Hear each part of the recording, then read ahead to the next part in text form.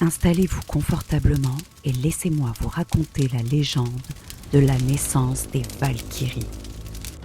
Il fut un temps, avant que les runes ne soient gravées sur l'écorce du monde, avant que les loups ne courent après le soleil et la lune, où les dieux eux-mêmes n'étaient encore que murmures dans le souffle glacé de Ginnungagap, le grand vide.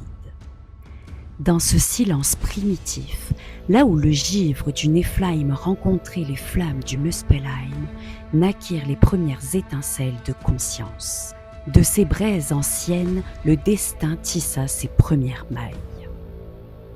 Et quand Odin, le père de tout, ouvrit son œil unique sur les 9 mondes, il vit que la guerre serait l'épine dorsale de Midgard, le monde des hommes.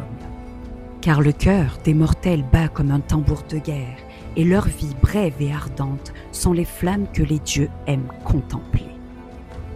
Mais qui, se demanda le père des runes, guiderait les braves au-delà du dernier souffle? Qui choisirait parmi les tombés ce digne du festin d'armes du Valhalla? Alors, Odin fendit le ciel avec sa lance guenière et parla aux nuages. Il ne pria pas, il commanda. Que naissent les filles du choix, les sœurs du destin, guerrières des vents et cavalières de tempête. Du brouillard des matins de bataille, du sang répandu sur les boucliers fendus, de l'éclat des corbeaux en vol, les Valkyries prirent forme. Elles n'étaient pas nées, elles furent forgées. Leur souffle est le vent du nord, leur regard brille d'une lumière que seuls voient les mourants.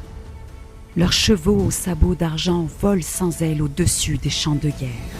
Leurs noms furent murmures dans les sagas, Brunhilde, Sigdrifa, Gunr, Skuld, chacune tenant une part de destin, un fil à couper, un guerrier à élever. Elles descendent dans la mêlée, invisibles à l'homme vivant, visibles seulement à celui qui meurt. Elles touchent son front et murmurent « Viens !» Alors le héros sent la douleur s'éloigner, son glaive brisé tomber et son âme s'envoler, portée par les ailes de brume vers le Valhalla.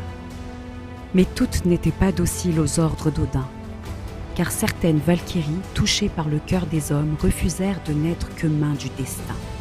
L'une aima un guerrier et cacha sa vie dans son bouclier. Une autre versa une larme, première larme de Valkyrie, qui devint un lac sacré où les femmes voient l'avenir. Odin, furieux, bannit certaines d'entre elles sur Midgard. C'est ainsi que les légendes de femmes cygnes, de vierges de guerre, de reines invincibles peuplèrent les rêves des Sköld et des rois. Les Valkyries sont toujours là, dit-on.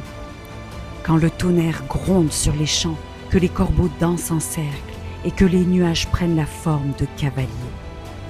Regarde bien, peut-être qu'elles volent encore, les filles de la brume choisissant en silence les âmes dignes de l'éternité. Si toi aussi tu as aimé cette histoire, alors n'oublie pas, like, commente, partage et abonne-toi. À très bientôt.